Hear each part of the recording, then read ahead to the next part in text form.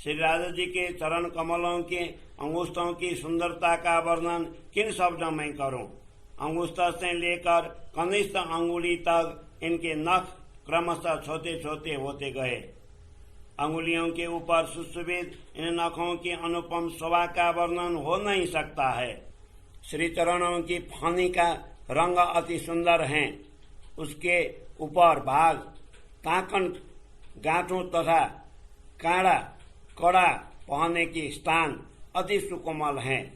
एड़ियों एवं पिड़ुरियों के मध्य की गहराई भी अति सुंदर है। इस प्रकार धामधनी के सुकोमल चरण कमल पर बार बार स्वयं को समर्पित करता हूँ। इन चरणों के नख अत्यंत सुंदर हैं। ऐसा प्रतीत होता है मानो कोई तेज पुंजा प्रज्वलित हो रहा है।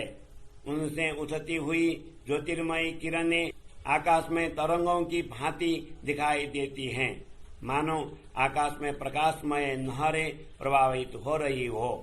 चरणों के सभी आभूषण स्वर्ण के हैं। उनमें से झांझरी, नूपुर, घुंघरू एवं कड़ी में अनेक रंगों की रत्नमयी आभा छलकती हैं। ऐसा प्रतीत होता है कि ये सभी रत्न जड़ित हो। इन आभूषणों को न किसी ने बनाया है और न ही कोई इन्हें संवारता है। ये तो सदा सर्वदा शाश्वत रूप में विद्यमान है। परम धाम में न कोई वस्तु नई बनती है और न ही कोई पुरानी होती है। वहाँ पर किसी भी प्रकार का परिवर्तन नहीं है। इसी प्रकार जरी, रत्न, रंग, रेशम तथा लता, पुष्प, पत्र आदि की चित्रकारी से सुसज्जित श्रृंगार की शोभा का वर्णन इस नश्वर जीवा से किया है, किंतु इस अद्वितीय शोभा को व्यक्त करने में सभी शब्द असमर्थ होते हैं।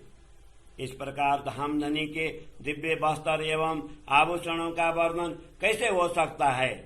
नश्वर जगत की यह बुद्धि वहां तक पहुंचती नहीं है। इससे अधिक बोला भी नहीं जा सकता। श्री राधा जी के अंगों पर सुशोभित ये सभी आभूषण प्रेम धाम के रत्नों के हैं। इसलिए स्वर्ण पर मंडित विभिन्न रंग की इन रत्नों की शोभा का वर्णन यह जीवा कैसे कर सकती है? धामधनी के दिव्य चरणों की अनुरागिनी ब्रह्मात्माएं मूल मिलावा में उनके चरणों में ही बैठी हुई हैं। उन्होंने ही इस जगत में श्रोता रूप में आकर मूल मिलावा के गुड़ रहस्य को स्पष्ट किया है। उससे अपने प्रियतम धनी के रक्तिम आवायुक्त उज्जवल चरण कमल नहीं छूटते हैं। जो इन चरणों से दूर होती हैं, उन आत्माओं को कैसे अनुरागिनी कहा जाए? ब्रह्मात्माएं तो धामधनी के इन चरणों में ही पड़ी रहती है। धनी के चरण ही इनके सब कुछ हैं।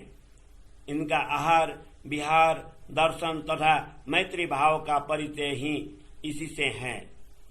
इन ब्रह्मात्माओं का दान, पुण्य, तीर्थ यात्रा, पूजा, उपासना तथा साधना ही धामधनी के श्री चरण हैं। वे इनके बिना अपने शरीर को ही धारण नहीं कर सकती। वे तो इन्हीं चरणों में समर्पित हैं।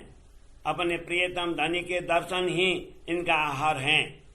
इसी के लिए वे श्वास लेती हुई जीवित हैं। धामधनी की प्रीति मित्रता से इनकी प्यास मिटती है। ऐसे दिव्य परम धाम की अंतरंग बैठक मूल मिलावा का वर्णन मैंने प्रकट रूप में किया है। यह शाश्वत भूमि का सर्वदा वंदनीय है। वस्तुतः गुरु का गुरुत्व इसमें है। इसके लिए ही रसूल मोहम्मद ने ब्रह्मात्माओं की प्रशंसा की है। जिस ब्रह्मात्मा ने परब्रह्म परमात्मा के रहस्य को थोड़ा सा ही समझ लिया है, वह इस मूल मिलावा से कदापि विमुख नहीं होंगी। प्रेम की बंधी हुई ऐसी आत्माएं इस भूमिका से दूर जा ही नहीं सकती। जो ब्रह्मात्माएं अपने धामधनी के दामन जामा का छोर को एक बाहर पकड़ लेती हैं, फिर वह उनसे किसी भी प्रकार छूटता ही नहीं है। धामधनी के परिधान की सलवत को देखते हुए उनकी पूरी आयु व्यतीत हो जाती है। इस प्रकार प्रेमी आत्मा के समक्ष अनेक व्यवधान हैं। वह अपने प्रियतम धनी के श्रृंगार का वर्णन भी करना चाहती है और उसके हृदय में उनकी सेवा का उमंग भी समाता नहीं है। यदि किसी ब्रह्मात्मा की दृष्टि धामधनी की कति पर पड़ी तो वह वहीं स्थिर हो जाती है। वह कति के गहरा भाग एवं उस पर बंधे हुए पटुका को देखकर वक्षस्थल तक नहीं पहुंच सकती। धामधनी के हृदय का भाव समझने का प्रयत्न करें तो ज्ञात होगा कि उनका हृदय प्रेम से परिपूर्ण है। ऐसे हृदय को ब्रह्मात्माएं कैसे भूल सकती हैं, जिससे प्रेम का अथाह प्रभाव प्रवाहित होता है। ऐसे ब्रह्मात्माओं के हृदय को ही प्रेम धाम कहा गया है। प्रेम धाम तो वह है जहाँ स्वयं धामधनी विराजमान है। इसीलिए धामधनी उनको अपनी प्रेममयी दृष्टि से बारंबार प्रेम सुधा का पान करवाते हैं। श्री राजा जी अपने प्रेम की सुराही लेकर ब्रह्मात्माओं के हृदय में विराजमान हैं और स्वयं प्याले भर भर उनको अपनी प्रेम सुधा का पान करवाते हैं। जब कभी ब्रह्मात्माएं प्रेम सुधा का पान करती हुई अधिक उन्मत्त हो जाती हैं तो उनको अन्य कोई शुद्धि नहीं रहती, जिससे वे प्रेम के प्याले को ही गिरा देती हैं। श्री राजा जी के प्रेम का महत्व नहीं समझती, जिससे धामधनी उनकी सुरता को फिराकर नश्वर जगत में डाल देते हैं। जब धामधनी इस नश्वर जगत में भी उनके समक्ष प्रकट होकर उन्हें प्रेम सुधा का पान, जब ब्रह्मात्माएं श्री राजा जी का ललाट देखते हैं तो उन्हें सारंगी के आकार की पाग दिखाई देती हैं। पाग के ऊपर लगी कलंगी एवं दुगदुगी की ज्योतिर्मय आभा युक्त शोभा उनके हृदय में अंकित हो जाती हैं।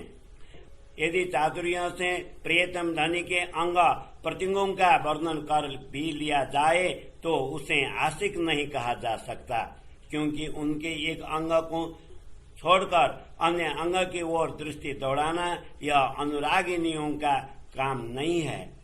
वही आत्मा प्रियतम धनी की प्रिया कहलाती है, जिसकी दृष्टि उनके एक ही अंग पर टिकी रहती हो।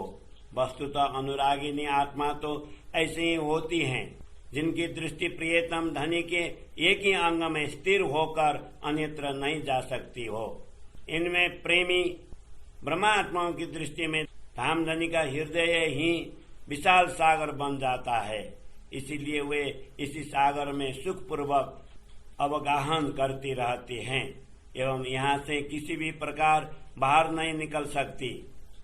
श्री राजा जी के दिव्य स्वरूप की संपूर्ण शोभा का वर्णन इस जीवा के द्वारा कैसे किया जाए।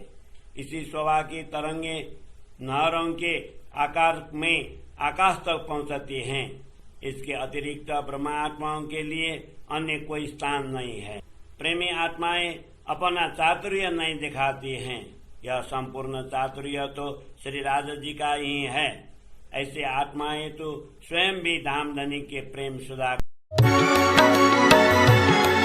पन्ना परम धाम देख करके प्रणाम दे, आसिका राम दे सकल दुख भाजे हैं।